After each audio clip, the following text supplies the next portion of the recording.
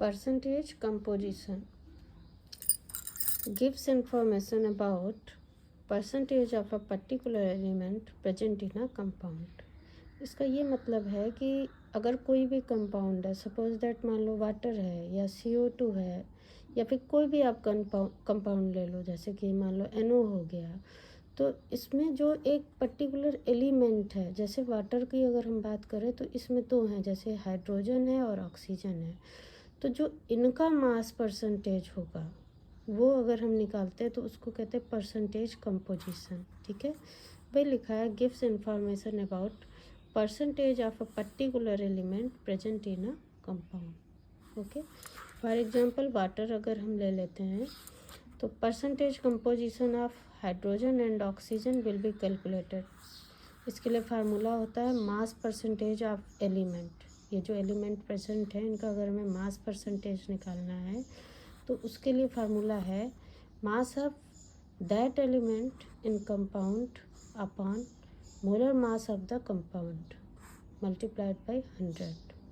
Molar mass of compound आपने पीछे निकालना सीखा है। मास परसेंटेज ऑफ एलिमेंट ये आपको पता होता है। ठीक है, जैसे अब अगर हम मास परसेंटेज ऑफ हाइड्रोजन इसमें निकालेंगे तो हमको पता है कि मास ऑफ एलिमेंट यानी कि मास ऑफ हाइड्रोजन हमारा होता है 1.008। चूँकि दो हाइड्रोजन है तो 2 से मल्टीप्लाई कर दिया, 2 into 1.008 upon molar mass of compound यानी मोलर मास ऑफ वाटर कितना होता है 18, तो 18.02 मल्टीप्लाइड बाई 100। इसको सॉल्व कर लिया तो हमारा मास परसेंटेज ऑफ हाइड्रोजन आ गया 11.18%। इसी ढंग से मास परसेंटेज ऑफ ऑक्सीजन, इसको हमने निकाल लिया। Mass of oxygen in the compound आपको पता है 16 होता है upon molar mass of H2O 18.02 multiplied by 100। ये आ गया 88.79%। ये मास परसेंटेज ऑफ ऑक्सीजन आ गया। तो यानी कि वाटर है तो उसमें कितना परसेंट हाइड्रोजन है और कितना परसेंट ऑक्सीजन है, ये हम सीखेंगे परसेंटेज कंपोजिशन में। ठीक है, इसी ढंग से दूसरा एग्जांपल हमने एथेनॉल ले लिया। एथेनॉल का फार्मूला होता है C2H5OH। अब इसमें मास परसेंटेज ऑफ एक ये कार्बन हो गया और दो कार्बन है और 6 हाइड्रोजन है और 1 ऑक्सीजन है।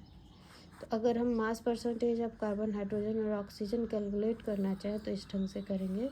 मोलर मास ऑफ, पहले इसका निकाल लो मोलर मास एथेनॉल का। मोलर मास ऑफ एथेनॉल कैसे निकालेंगे, 2 इंटू कार्बन का कितना हुआ 12 प्लस 5 एक 6 हाइड्रोजन है तो 6 इंटू 1.008 प्लस ऑक्सीजन का 16 होता है। तो इसको ऐड कर लिया तो इसका मोलर मास ऑफ एथेनॉल आ गया 46.068 ग्राम। ऐसे ही मास परसेंटेज ऑफ कार्बन निकालेंगे तो mass of carbon in the compound upon molar mass of ethanol, इसका ये यहाँ फार्मूला बनेगा इंटू 100। तो मास परसेंटेज ऑफ कार्बन के लिए क्या करेंगे, कितने कार्बन है 2 हैं तो 2 से मल्टीप्लाई कर दिया, 2 इंटू 12.01 अपान ये जो हमने मोलर मास ऑफ एथेनॉल निकाला है वो यहाँ रख दिया मल्टीप्लाइड बाई 100। तो इस ढंग से अगर हम molar mass of mass percentage of carbon निकालेंगे तो हमारा यहाँ आएगा 52.14%। ठीक है, इसी ढंग से आगे बढ़ते हैं। मास परसेंटेज ऑफ हाइड्रोजन और ऑक्सीजन कैलकुलेट करते हैं। मास परसेंटेज ऑफ हाइड्रोजन कैलकुलेट करेंगे तो आपने अभी देखा C2H5OH यानी कि 6 हाइड्रोजन है तो 6 इंटू हाइड्रोजन का कितना होता है 1.008 अपॉन टोटल कितना है 46.068 इंटू 100। तो मास परसेंटेज ऑफ हाइड्रोजन आ गया 13.13%। ऐसे ही mass percentage of oxygen 16 upon 46.068 into 100। इसका आंसर आ जाएगा 34, सॉरी ये थोड़ा सा गलत कर दिया है,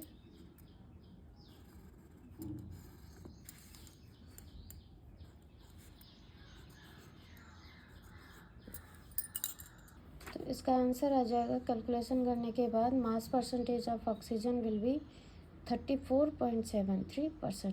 ठीक है, तो इस ढंग से हम मास परसेंटेज निकालते हैं। Okay, thank you.